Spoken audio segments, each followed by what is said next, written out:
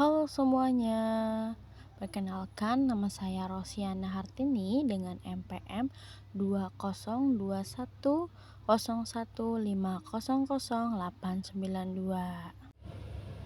Konseling traumatik kali ini menggunakan pendekatan CBT yang dimana klien mengalami trauma psikologis akibat mendengar pertengkaran kedua orang tuanya. Waalaikumsalam.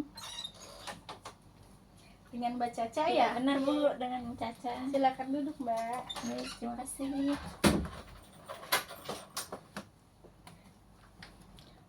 Baik Mbak Caca, terima kasih sudah hadir di ruangan saya ini. Ngomong-ngomong, bagaimana nih kabarnya Mbak Caca hari ini? Alhamdulillah Bu, kabar saya baik. Bagaimana kabarnya Bu? Alhamdulillah saya juga baik. Tadi Mbak Caca ke sini naik apa? Kendaraan pribadi apa? Kendaraan umum? Kebetulan naik kendaraan sendiri. Hebat ya Mbak Caca, berani bawa kendaraan sendiri.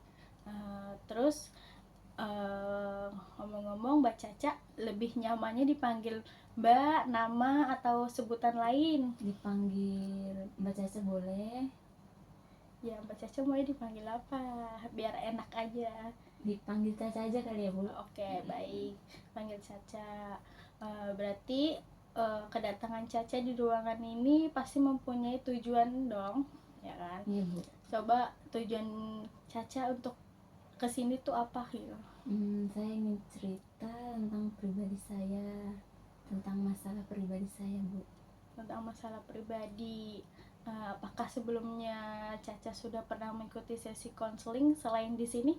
Kebetulan belum pernah, ini baru pertama kali.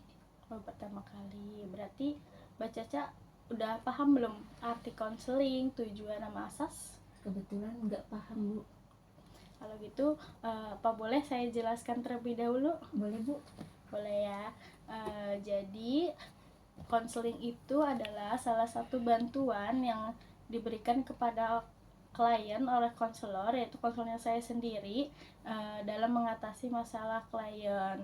Dan tujuannya itu untuk membantu klien memecahkan suatu masalah yang dihadapinya, tapi dia tidak mampu mengungkapkan atau memecahkan masalah itu tersendiri. Di konseling ini juga ada asas-asasnya, yaitu ada asas kerahasiaan, asas kesukarelaan, asas keterbukaan, dan asas kenormatifan. Yang dimana asas kerahasiaan itu khususnya untuk saya menjaga cerita-cerita Mbak Caca agar tidak tersebar di mana-mana. Terus adanya asas kesukarelaan yang dimana sudah diterapkan oleh Mbak Caca, yaitu datang dengan sendirinya tanpa ada paksaan. Yang kemudian ada asas keterbukaan yang dimana nanti Mbak Caca akan menceritakan semua masalah Mbak Caca secara terbuka, ya. Terus ada asas kenormatifan yang dimana asas kenormatifan itu dilakukan secara dengan norma-norma yang ada, tidak melanggar norma. Bagaimana? Apakah sudah dapat dipahami? Ya Bu, paham. Baik, setelah paham apa yang tadi sudah dijelaskan, sekarang waktunya Caca menceritakan masalah yang dialami Caca secara terbuka tanpa adanya paksaan. Saya 1 tahun belakangan ini nggak nyaman berada di rumah Bu. Kalau boleh tahu penyebab nggak nyamannya untuk berada di rumah tuh apa ya? Dulu tuh keluarga saya keluarga yang harmonis Bu. Tapi setelah ada perpecahan, perbedaan pendapat dari orang tua saya, menyebabkan mereka tiap hari bertengkar. Mereka selalu bertengkar di hadapan saya sampai saya tidak tahu harus bagaimana Bu. Jadi dengan mendengarnya pertengkaran orang tua, Caca yang mengakibatkan Caca tidak nyaman di rumah. Benar Bu. Baik, terus bagaimana sih perasaan Caca setelah menyaksikan atau melihat atau mendengar pertengkaran kedua orang tuanya? Yang pastinya perasaan saya sedih ya Bu, melihat kedua orang tua saya bertengkar setiap hari, teriak-teriak tanpa henti. Terus juga saya sempat memberanikan diri untuk memisahkan pertengkaran itu. Baik, apakah Caca merasa bahwa pertengkaran kedua orang tua Caca itu diakibatkan oleh Caca sendiri atau gimana? Saya sih berpikir seperti itu ya Bu, soalnya mereka bertengkar selalu di hadapan saya, selalu bertengkar di saat ada saya bingung apa yang mereka pertengkarkan, permasalahan saya itu apa gitu. Saya suka menyalahkan diri saya sendiri atas pertengkaran mereka, karena emang cuma saya yang tahu kalau mereka itu bertengkar. Perasaan saya pastinya sedih ya Bu, ngeliat orang tua saya tiap hari selalu bertengkar di hadapan saya. Mereka tuh selalu berteriak-teriak kalau bertengkar, sehingga membuat saya menjadi ketakutan di rumah. Baik, Caca, sebelum ke tahap selanjutnya saya mau nanya dulu nih, skala kesedihan dan ketakutan Caca ada di skala berapa di antara 1 dan sampai dengan 10? Mungkin bisa disebutkan, dijabarkan kesedihannya di tahap berapa? Kesedihannya di tahap ke-8 kali ya Bu. Ke-8. Kalau ketakutannya?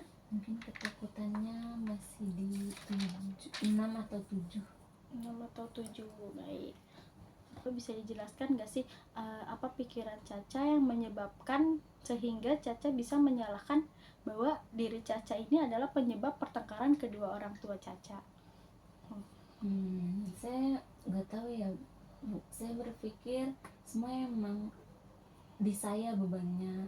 Saya merasa ibu saya tuh menuntut bapak saya untuk membiayai saya sekolah, karena posisinya saya masih sekolah.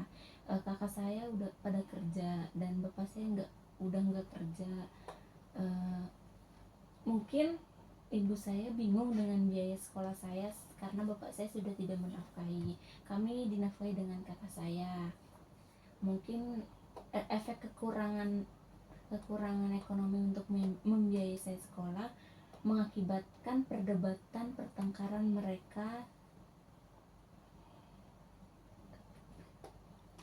Baik, berarti bisa dikatakan bahwa pertengkaran kedua orang tua Caca diakibatkan karena adanya faktor ekonomi yang tidak memadai. Ya Bu, mungkin bisa jadi seperti itu.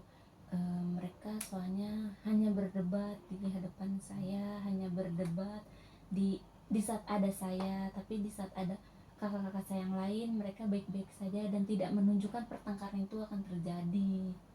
Baik, jadi bisa dikatakan bahwa faktor ekonomi ini yang memicu pertengkaran kedua orang tua Mbak Caca dan yang mengakibatkan kesedihan dan ketakutan Mbak Caca karena Mbak Caca merasa bersalah dalam pertengkaran orang tua Mbak Caca, ya kan?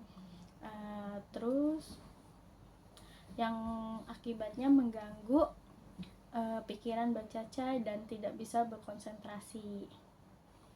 Betul nggak Mbak Caca? Iya Bu, benar. Jadi itu yang mengganggu pikiran saya selama ini dan mungkin membuat saya trauma dengan suara-suara kencang, karena orang tua saya itu bertengkar dengan suara yang sangat kencang dan histeris sampai saya benar-benar ketakutan akan suara itu. Kita coba lihat kembali pikiran Caca. Apakah menurut Caca benar bahwa pertengkaran mereka terjadi karena kamu? Saya tidak tahu, mungkin mereka bertengkar karena alasan lain juga, tapi saya tetap merasa bersalah atas pertengkaran mereka Bu.